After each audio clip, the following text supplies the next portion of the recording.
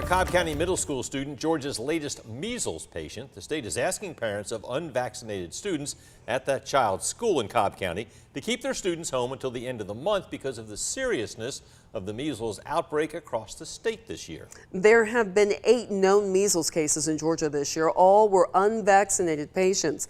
That's twice as many cases as in all of the past 10 years in Georgia combined. According to the CDC, there have been around 1,250 known cases this year through early October.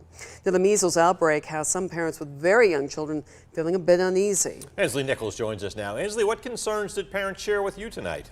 Well, guys, Jessica Fields is a mom of 3. She says they go to Atlanta a good amount to visit places like the zoo. Now, the CDC says the virus is highly contagious and spreads rapidly, especially for children that aren't protected with the vaccine.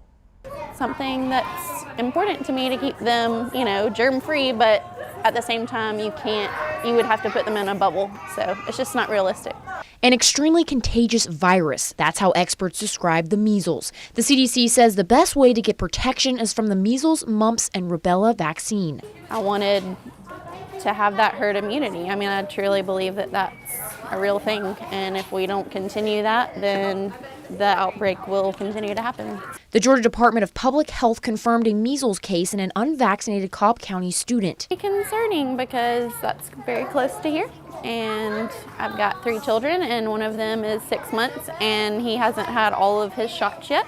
Dr. Catherine Duncan, a pediatrician with Beverly Knight Olson Children's Hospital, says children get vaccinated twice, first at 1 year old and then at 4 years old.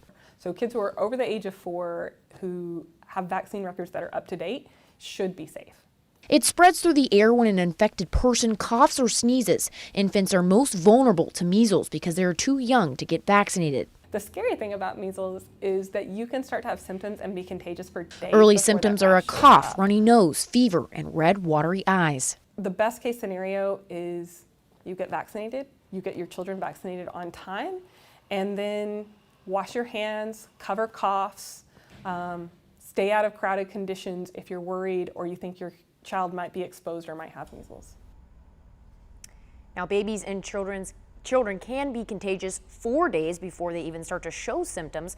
According to healthchild.org, babies with older siblings, once in child care settings, and ones who are not breastfed are at a higher risk for catching the virus. Guys, back to you. Good information. Thank you, Inslee. The CDC says this is the greatest number of cases since 1994.